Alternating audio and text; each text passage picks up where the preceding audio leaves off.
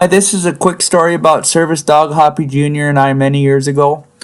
I had took him to the block just north of us one morning to let him run and stretch his legs, and he normally used to make a loop around the end of the block and come back to me.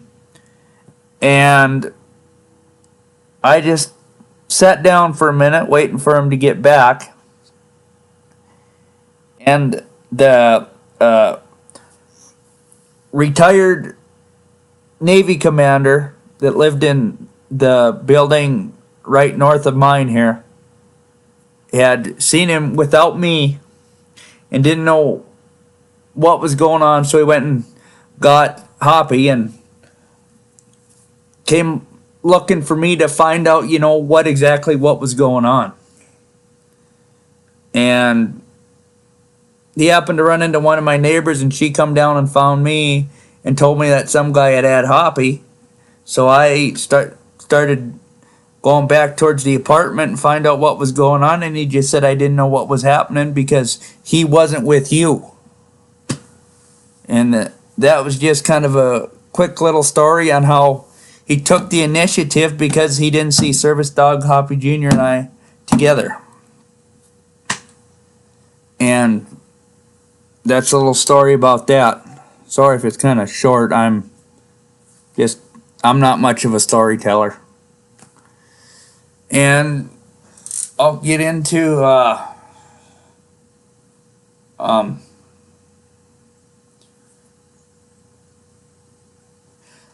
some of the stuff I run into on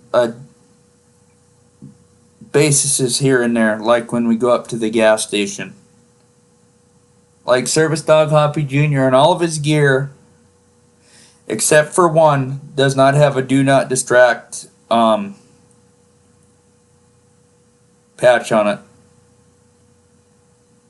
And one of his old vests does too. Speaking of that he don't use no more. Don't have no do not distract on it. But the main ones we use,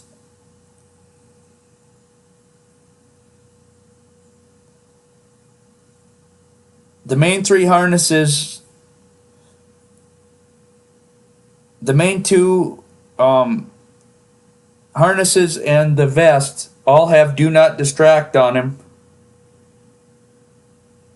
And the big harness has and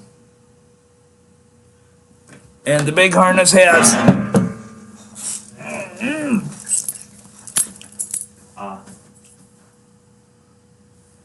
and the mobility harness, the one I did the review on, has service dog do not distract and do not separate from handler. And I still, to be safe, keep a safety on us, between us, because on occasion, if I'm like a register or something, people will come up and just start petting him and not even asking or nothing, just start petting him. And I'm usually pretty decent with people if they come up to me and ask if they can pet. But when they start not even asking before they can pet, it starts to get a little bit irritating for me.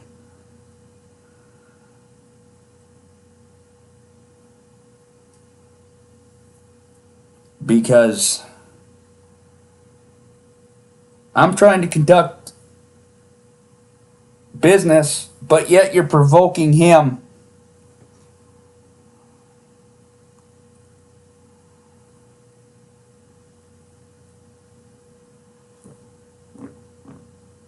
to act not right, to act inappropriately. There you go. I mean, like I was just saying, I'm pretty good normally if people ask. At least if they ask, I kind of know what's going on, not some person that I do not know start petting him, or you know what I mean, that don't ask before they pet. Because there's certain family members and certain people that are all right to give him attention.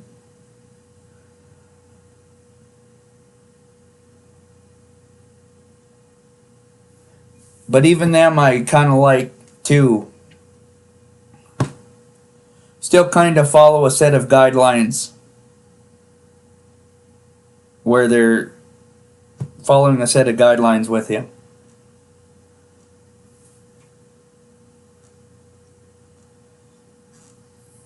Because with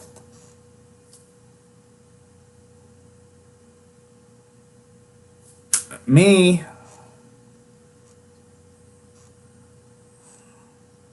trying to, like, if I'm having a conversation with somebody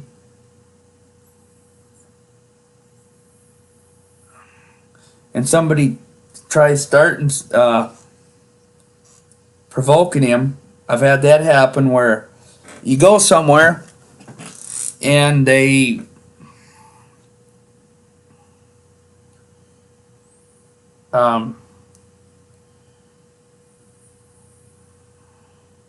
just start talking to him like they're having a conversation with the person.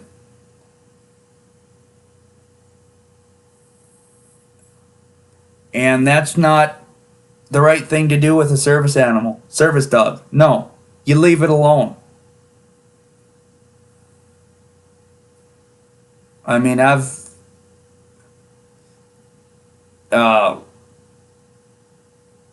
YouTube, I've seen instances of handlers having all kinds of troubles with people in their service dogs.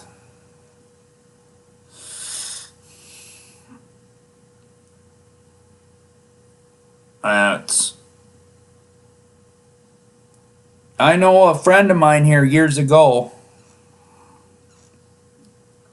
had a friend who had a blind seeing eye dog, and he used to, certain people he was okay to give attention to the dog, but I'm not sure what happened. I remember the guy got robbed, and after that nobody was allowed to touch that dog no more, because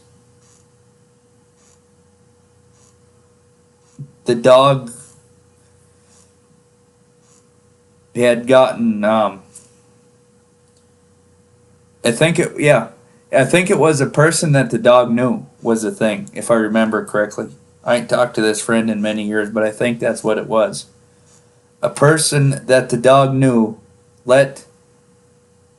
basically because the dog knew the person, didn't let him be. So the person come in and robbed this guy.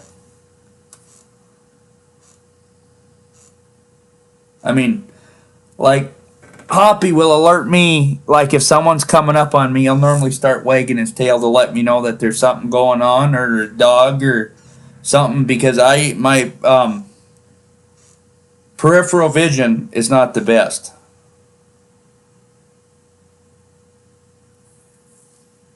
And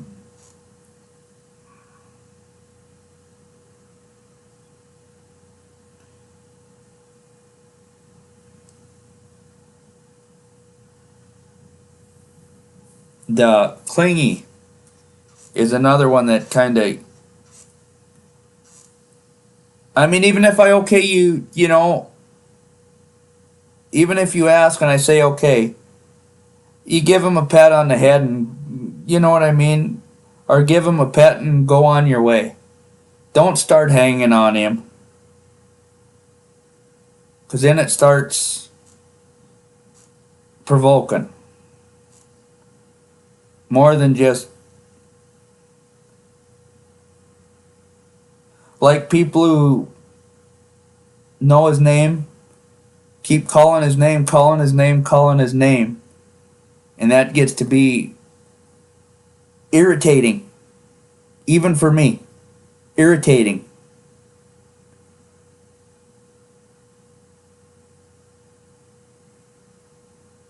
I mean, in my home,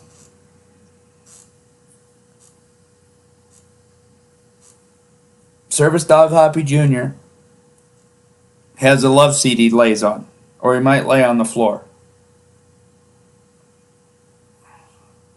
if he gets a little warm, or he lays under by his equipment rack here if I'm in the kitchen cooking, watching me cook.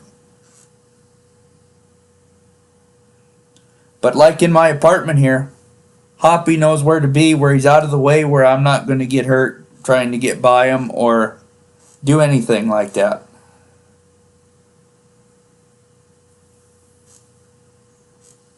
And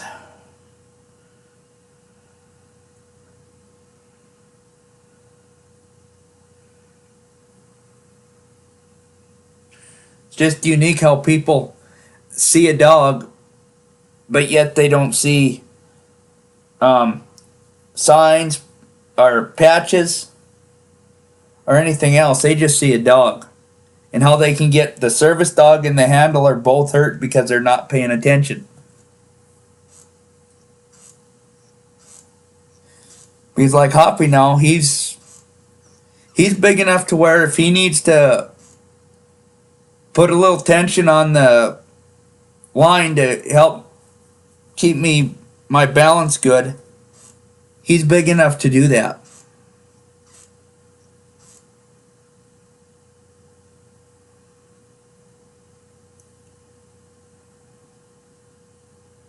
And normally if someone does ask me to pet him, I do my best to tell him, hey, you can, if I okay it, I tell him, okay, but you got to come in where he's not all stretched out. I remember I had told a little younger someone that once. I think it was a little